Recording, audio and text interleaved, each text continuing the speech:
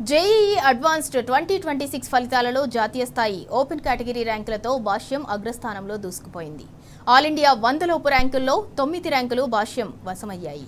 IIT JEE academy విద్యార్థులు all India అత్యుత్తమ ర్యాంకులతో సంచలనం సృష్టించారని భాష్యం విద్యా సంస్థల చైర్మన్ భాష్యం రామకృష్ణ తెలిపారు. ఇవాళ విడుదలైన ఫలితాలలో భాష్యం ఐఐటి జేఈఈ అకాడమీ విద్యార్థి వి ప్రవీణ్ కుమార్ రెడ్డి ఓపెన్ కేటగిరీలో ఆల్ ఇండియా 34వ ర్యాంకు సాధించి జాతీయ స్థాయిలో విజయకేతనం ఎగురవేశారన్నారు. ప్రవీణ్ కుమార్ రెడ్డి 6వ తరగతి నుంచి భాష్యం ఐఐటి ఫౌండేషన్తో ఈ ఘన విజయాన్ని కైవసం చేసుకున్నట్టు రామకృష్ణ తెలిపారు.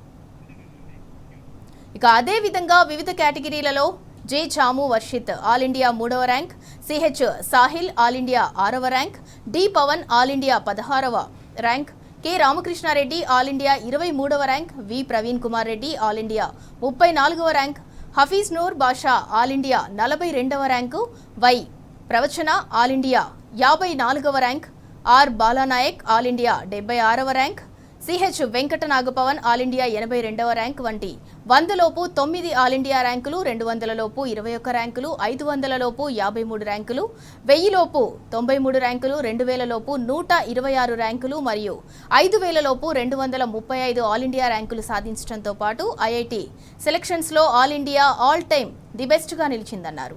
ఇటీవల చైర్మన్ భాష్యం రామకృష్ణ జేఈఈ మెయిన్స్లో ఓపెన్ కేటగిరీలో 100%తో పాటు ఆల్ ఇండియా 11వ ర్యాంక్ సాధించిన టి దుర్గా సుప్రభాత్కు 10 లక్షల చొప్పున ఉన్నత చదువు నిమిత్తం నగదు ప్రోత్సాహక చెక్కును అందజేశారు.